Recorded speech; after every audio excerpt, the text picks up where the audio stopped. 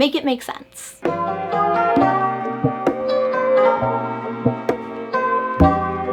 Hey besties, and welcome back. So I have no makeup on my face today because I got some skincare procedures done yesterday. Nothing really big, no injections, nothing like that. But it did get me thinking. The industry is full of cosmetic work now. What I got was something simple that my esthetician offers. She has this machine that removes milias, it can remove skin tags, it can pretty much zap away any of your imperfections. And once you do get that done, you can't really cover it with makeup until pretty much it heals. I can't even use patches under my eyes because I had milia under my eyes.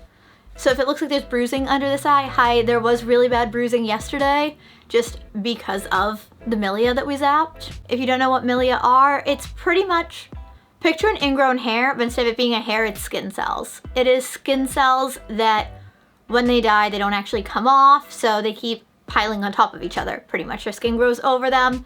It's a hard lump of dried skin. You can get them professionally removed. That's what I did. Average cost, I'll be honest, I don't know because my best friend's an esthetician and does it for me, but it got me thinking about how much work people get done now. Not just women in our generation, by the way. A lot of men get a lot of work done too. I have deep set eye sockets, but my eyes themselves protrude a lot.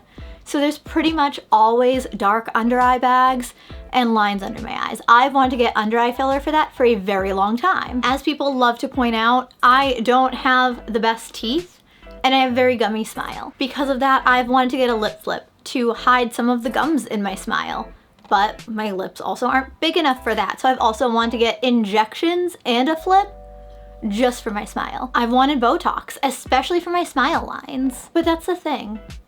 Why? At the end of every year, the American Society of Plastic Surgeons releases a trend report for what happened that year. Maybe it's technically they release it the next year. Regardless. So the 2024 report said that in 2024, there were 28,243,407 procedures performed. Just that they've recorded. This does include cosmetic surgical procedures, cosmetic minimally invasive procedures. This does not include reconstructive surgery.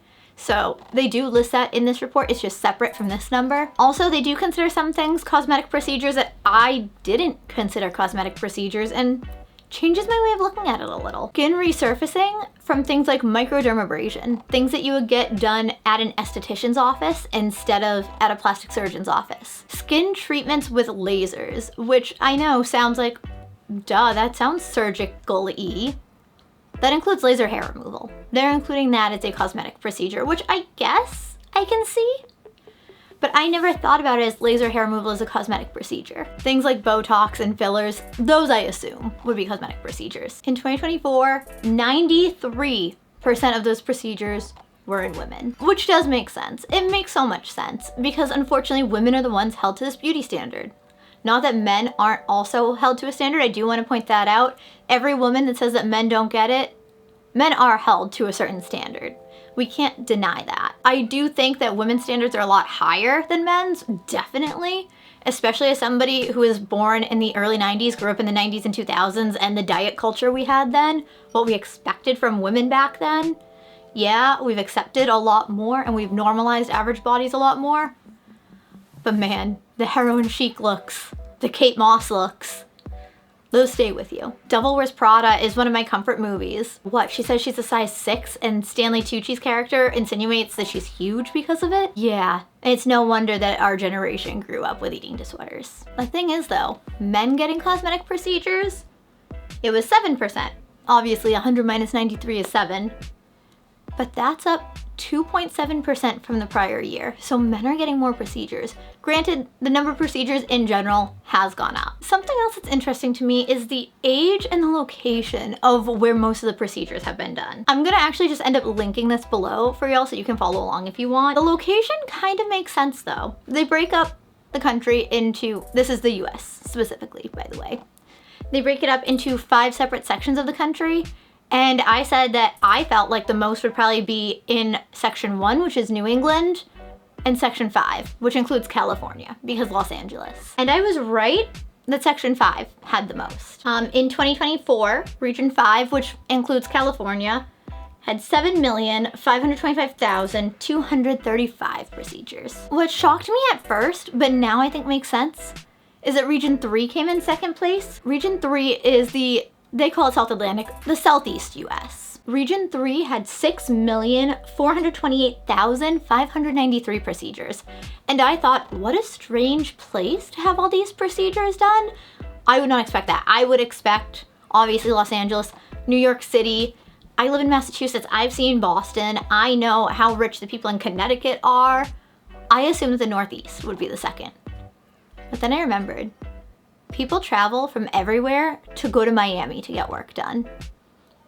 So all of a sudden it made sense. The Northeast actually came in last. It also really got me thinking about how different this is from prior generations and how just normalized cosmetics procedures are. It's not shocking for someone to say they've gotten Botox. I do not get surprised by that at all. Now you can even get Botox under your arms for sweating. Botox helps with migraines. I've contemplated getting it for migraines. Lip fillers are kind of just expected nowadays. Fillers in general, nobody shakes their head if you have gotten fillers. And a lot of them are so natural that you can't even tell.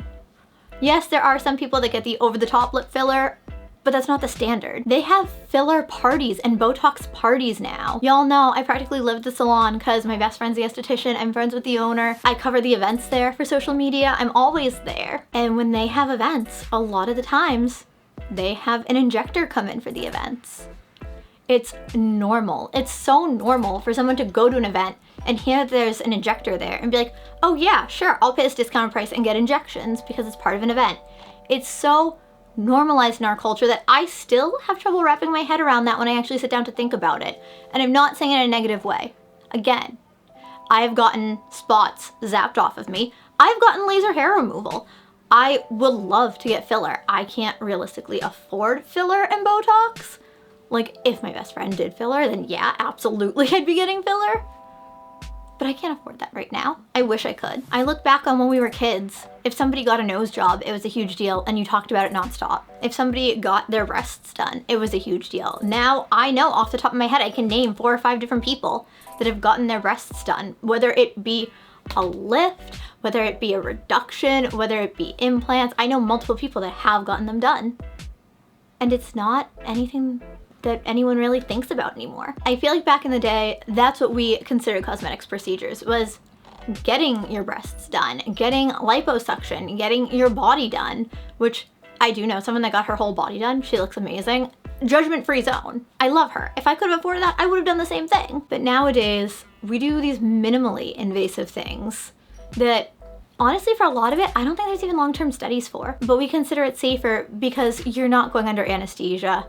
It's faster recovery, and you don't really consider it to be a procedure. You could get Botox injections and then go back to work. Yeah, you'll have bruising, but you can do it. I know someone that had done that. Don't get me wrong, she didn't tell us that she got Botox, but the bruising, it was noticeable. No one brought it up to her and said, oh, you left work to get Botox. We all knew, and no one said anything because it's not a big deal. Filler is considered not a big deal. I know so many people that have gotten filler. I know someone that had what we assume is an allergic reaction to filler. I know people where their filler has dissolved on its own way too quickly. I know people where filler has moved and isn't dissolving. One of the worst parts though, in my opinion at least, this isn't viewed as getting a cosmetics procedure done anymore. This is kind of viewed as just normal, typical maintenance and upkeep. The same way that I would go and get my hair done is the way that some people view lip filler or their Botox or just any filler.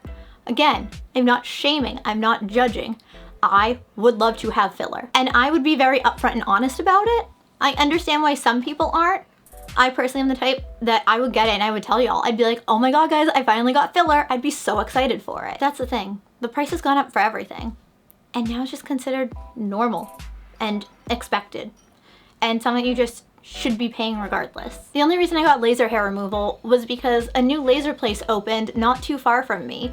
And my friend got an offer of, oh, you can get 8 sessions for free, and you can refer 3 people to also get 8 sessions for free.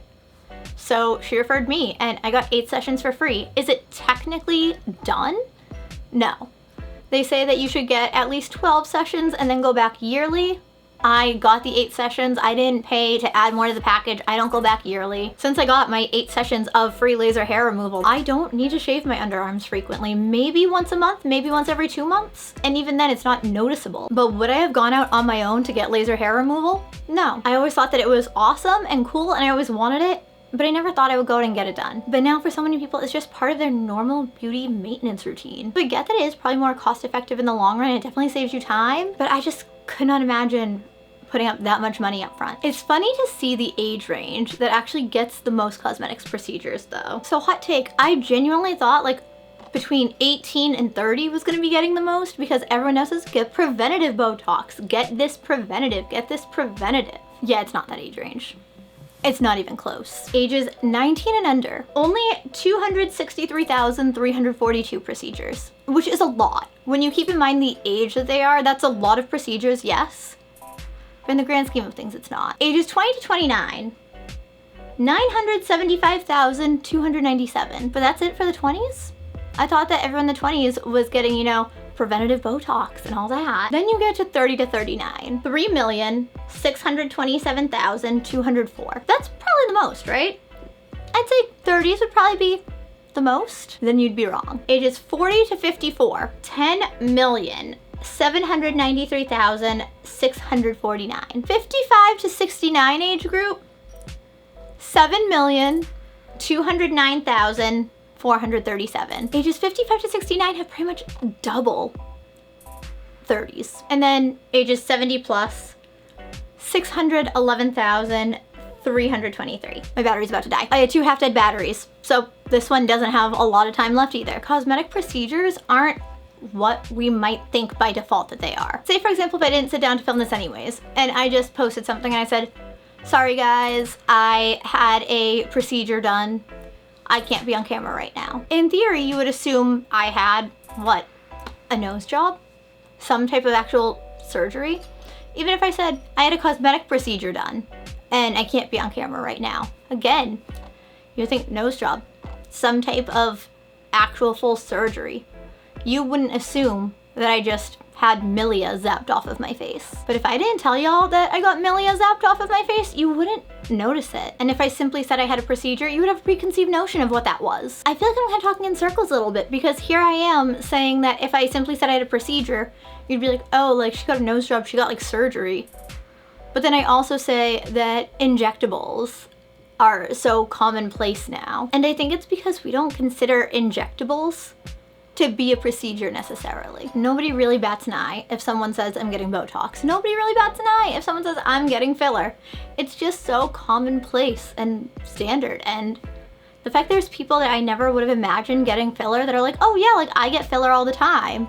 Or people that I never would expect to be the type that'd be like, yeah, I want Botox. They're like, oh yeah, like I go for Botox all the time. I guess I just missed when it became such a part of just our normal self-care routine to get injectables. Again, I'm not opposed to it. I would love to have injectables done. Ever since I was young, whenever plastic surgery got brought up, because back then it was plastic surgery that people talked about, not just cosmetic procedures. My mindset was the same it is now when it comes to all cosmetics procedures. If you can afford it and it makes you feel better about yourself, why the hell not?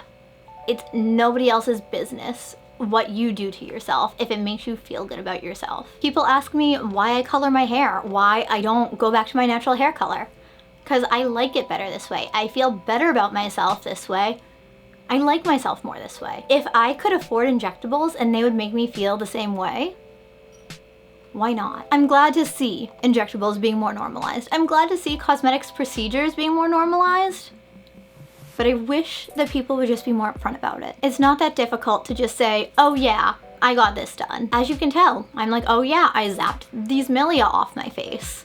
If I had Botox, I'd say, yeah, I got Botox.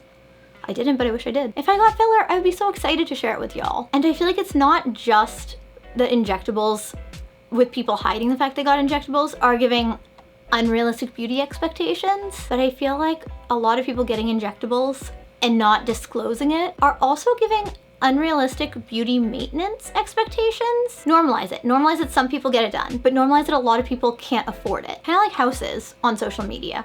Everyone's like, oh, this is my beautiful house, this is my beautiful apartment. Normalize average homes that average people can afford. Normalize the fact that yes, a lot of people get injectables and get cosmetics procedures, but normalize that not everyone can afford it.